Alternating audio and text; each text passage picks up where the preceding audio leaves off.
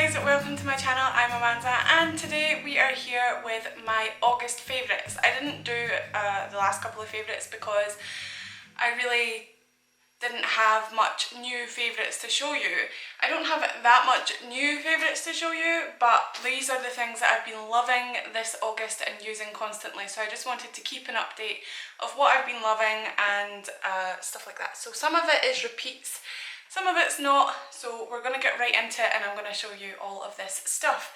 We're going to start with books first. I'm going to start with colouring books because those are not really art supplies, but they are of the artist variety. So I'm going to show you a couple of new ones that I've been loving that I've recently got, and then I'm going to show you a couple of older ones that I have still been loving this month. I've went through a big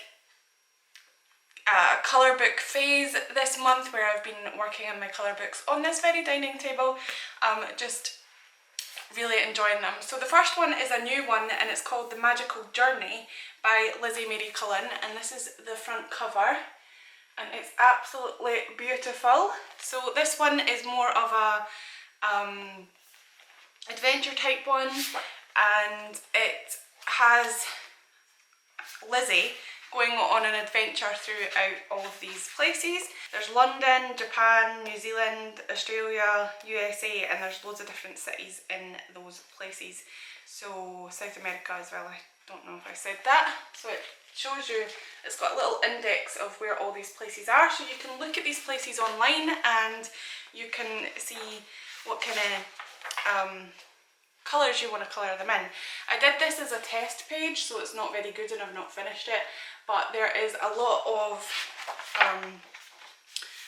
nice illustrations here for you to colour, and that's literally all I've done in this, but I'm looking forward to looking online and seeing what kind of colours are in these places and just doing it. And it's a bigger variety than the last one that she done, and I loved her Magical City one as well, so that is the other one that's in my favourites, is this Magical City one. It's still one of my favourites. It feels a lot, no it doesn't, it feels a lot lighter, but it feels different. I think it's a little bit smaller. No, it's the same. Never mind. So this one I have done quite a lot in, but I kind of want to get another one of these because I started this one when I wasn't really that sure on how to colour, but I did look at a lot of tutorials online, especially Peter Hewitt, with my own colours. I did colour variate it a little bit, but that one I have been loving. And then we've got Kirby Rosane's new Imagimorphia. I can never say that, but this one's the new one of his, and I've been doing quite a lot in this one as well. We have this, but it takes absolutely like hours to do all these little bits and bobs. Recently I've been going through with watercolour and just doing all the little characters with my bright watercolours, and that's been really fun. I've been going through and doing a lot of washes prepping for this. This one has a lot more single spreads than the older one, so I like this one, and I think I'll do a couple of videos on these if you're interested in that, but I've been doing some washes. So I'm going to do colour pencil over the top, but I think all the single ones I'm going to do slight washes and then just do some colouring with colouring pencil. But I think that a lot of these would be good to do for a video, just to show you how I coloured in my colouring books, and hope that you guys like that, because I want to incorporate that a lot more, because sometimes you just don't want to draw. So the other one is the Anamorphia, sorry, I keep on forgetting how to say that. So this is the Anamorphia one, and excuse me, I've just literally ran to the nursery with Kaden and ran back. So I've done a few in this one, but not finished them, and I've also, I think I've finished one in here. Yeah, I finished one in here. This one was quite easy to do, there wasn't that much detail in there, but that's that, and I'll give you a little bit more of a close-up there. So I didn't do that much shading in that one, and I've did a lot of washes again in this one, getting ready to colour. I think I'm kind of scared to colour them because I want them to be good. I've seen what other people do in these, especially Dee Willingham. She has done amazing work in these colouring books, and I just want them to be as good or better than them. Although it's just a colouring book, so it's not a competition or anything like that. There was another one that I started, I think, but didn't finish. A lot of when I like doing, these are books that I want to continue, like finish completely, so I like doing bits here and there on each page and then coming back to it later. I did a lot of this one with watercolour, and then I'll go over with pencil. So yeah, just a quick flip through there. The other two books that I won't talk too much about because I think you've seen them before, but these are Secret Garden, and the cover is absolutely disgusting. I really wish that I didn't, like, that I took the cover off and kept it safe. But I also wish that I didn't start in this until later on. Yesterday I did this in watercolour, not yesterday, the day before while I was watching movies. But there are ones that I'm not proud of, so I want to kind of buy another one. And start again. This one as well, that was done when I was watching Groundhog Day. Perfect example because it was a lot of repeated stuff. So I've done a lot in this one, but just to quickly show you that I've been loving them this month especially. But basically this month I have been doing the watercolour and just prepping for pencil. This is the first one that I done ever in this book, so this is the first time I ever did a colouring book, and I don't really like the way that this one turned out. I wish I made it daytime, or at least closer to daytime, because there's no owls in this one, I don't think, and made it a little bit more vibrant and fun. But you know, you live and learn, so I think I will actually buy another copy of this.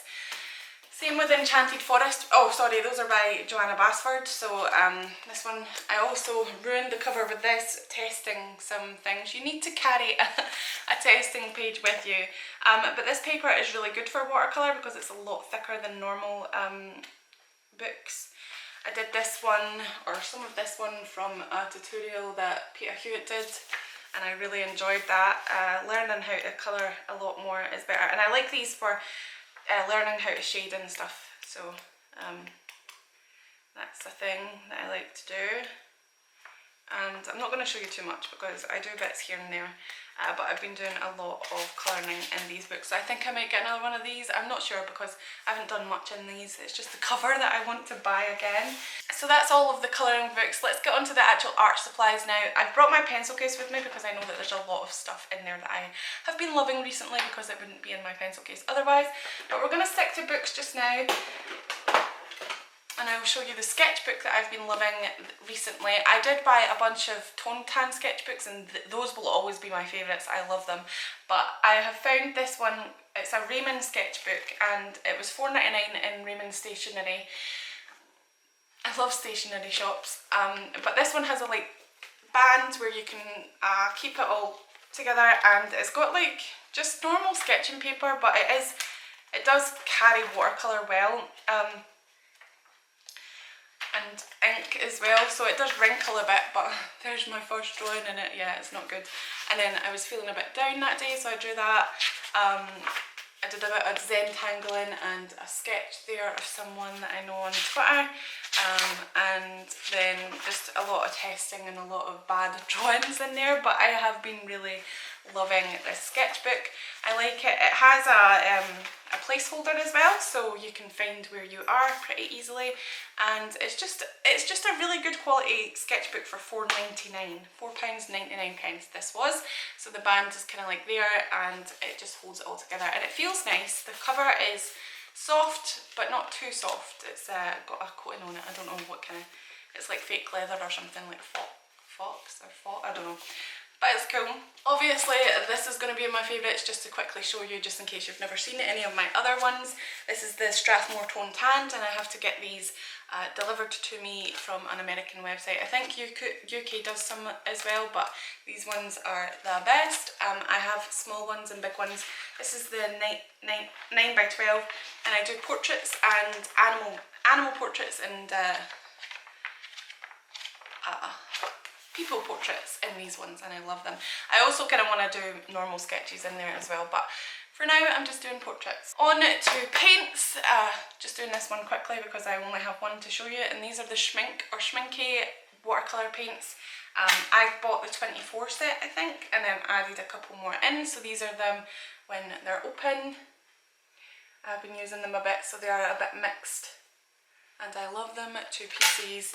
They are the best watercolours I've ever used, but I did go from I went from really cheap student quality ones like Daler Rooney quality, and then I went to Winsor Newton Cotman, straight to these. So these are definitely the best. I researched and everybody seemed to tell me that these were the most expensive but the better quality ones, so I think that I'll have these for ages. Although a lot of them said that they last forever, but I think that I'm using them too thick because quite a few of them have went down. Mostly it's the ones that I put out of tubes, but the white and the yellow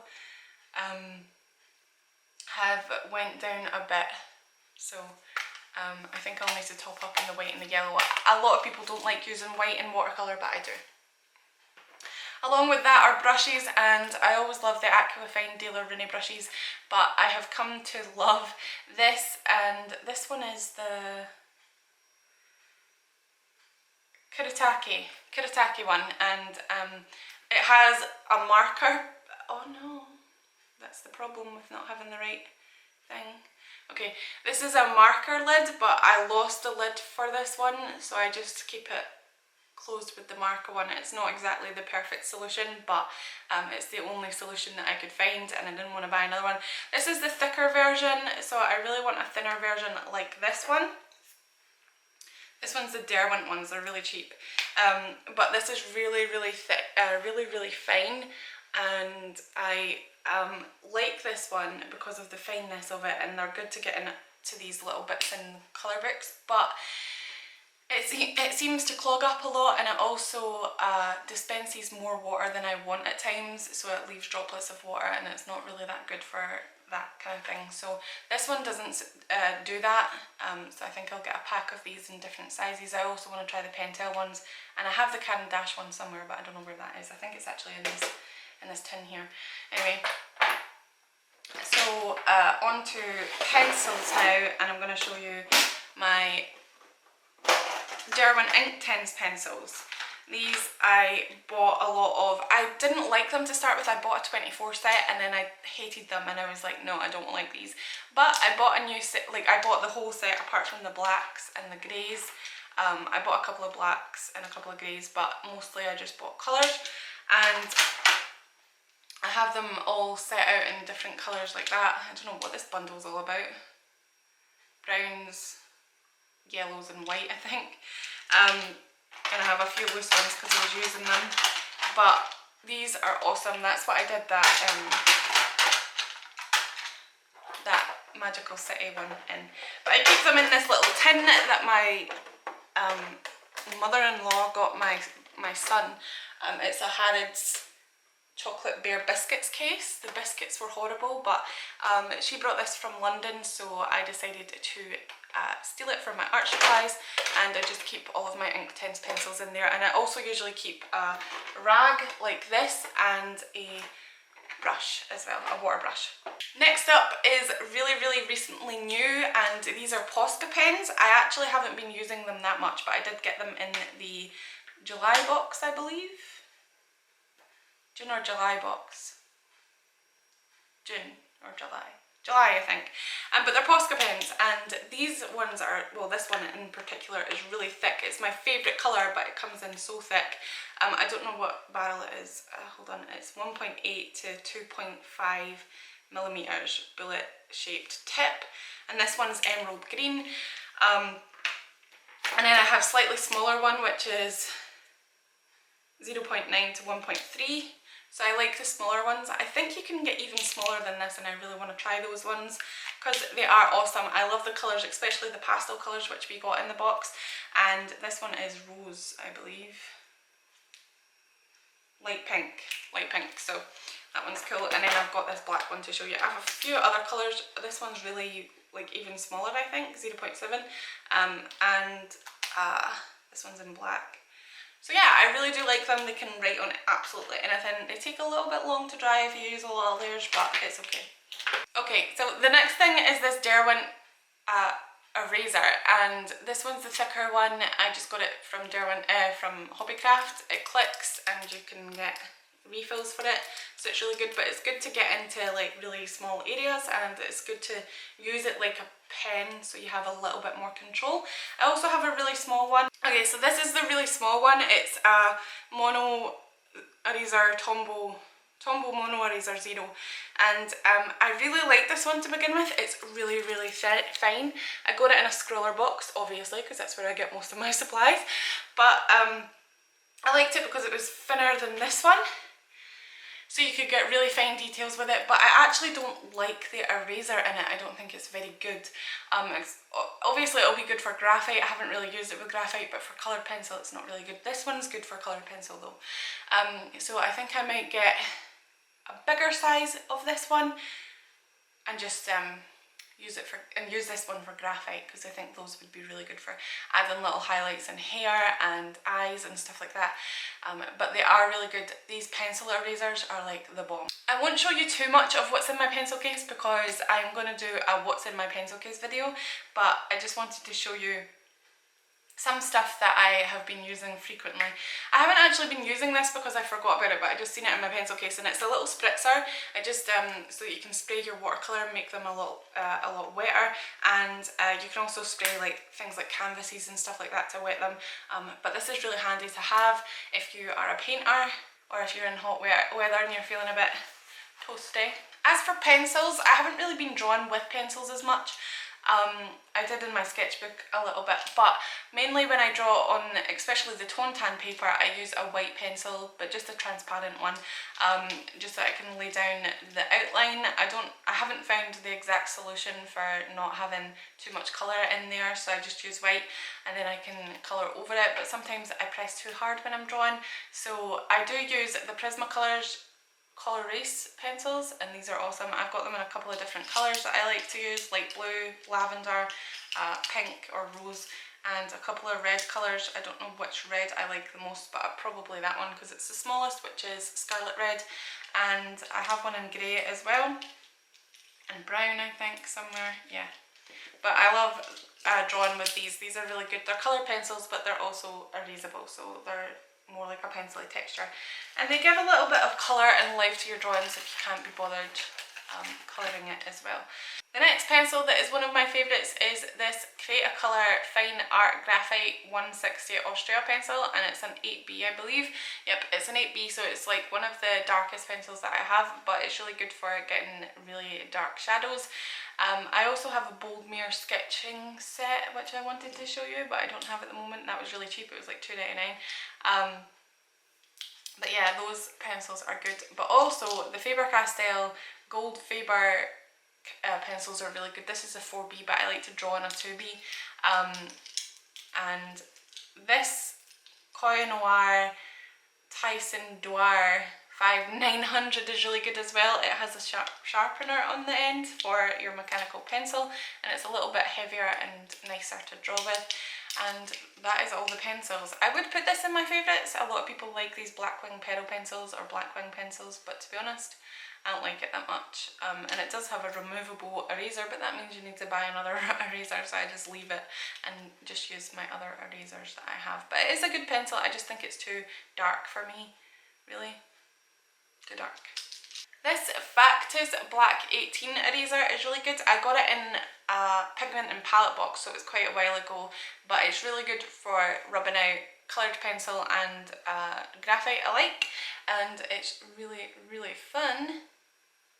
But it's honestly one of the best erasers that I've ever had in my life. I try not to use it too much because I don't want to have to buy another one and I want to keep it forever, but I probably will buy more black erasers. I think there's one from Faber-Castell as well.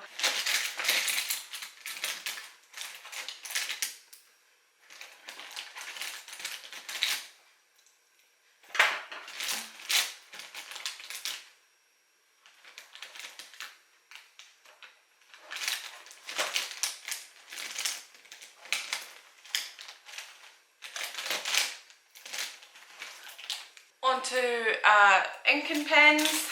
I always love me a Faber-Castell artist pen in medium or small or fine. I don't like the brush pen because there is somebody I know that uses a brush pen constantly by this company, and it is a pet artist pen, and they've never had a problem with it. They swear by it, but mine's feathered on me quite a lot. Or like it broke basically. I don't know. I've been going for 23 minutes. Anyway, so this one is really good. I like it. I think I might try the brush pen a little bit, like again with a lighter hand, because when I first started to get back into art, I had a really hard hand. Anyway, this pen is a bit weird because I don't use it for art, but I think I would if I had it in a different colour. This is blue, so I use it for writing my titles a lot in my planner, but it's cool. It's got like a really weird tip that kind of bends and goes really cool, and it's Pentel Touch. I don't know, I'll show you the brand or the name of it so that you can kind of see it a little bit better. If you can see that, I don't even know if I'm showing you properly. Pentel, but it's good for calligraphy and drawing and stuff like that. I wish I had it in a different colour. And this one is a Micron Pigma brush pen by Sakura, that's it, Sakura. This is a Sakura Pigma brush pen, and I prefer them to the Microns. I don't like the Microns as much because they do snap on me a lot or break or split, so I don't really like these as much. I'm trying to find a liner that I like the best, but I do prefer the pen to the Pentel brush pen. I like the Pentel brush pen, it's really cool. I like it because it's refillable, it's really good. But this one has a lot more control. It is a felt pen, so it's not a full brush pen, but I really honestly like it better, and for that reason it's just because I am useless with my hand. So I really like it, and I think that's all I'm going to show you today. I'm done. Yes. Yes, so if you, obviously, before I forget, I just want to mention that I will always love my Luminance, Caran d'Ache Luminance pencils. There's one there, and my Faber-Castell pencils as well. Those are the bomb, and I love them. So I don't need to kind of go on about those of how much I love them, but I use those for my coloured pencil portraits and my coloured pencil books as well. So I love that stuff. And I think I'm going to end this here because it's dragging on a little bit and my camera's about to cut out probably. So thank you so much for watching. Please tell me in the comments below what your favourite art supplies have been this month and what you're planning on trying next. And I will see you in my next video. Bye guys!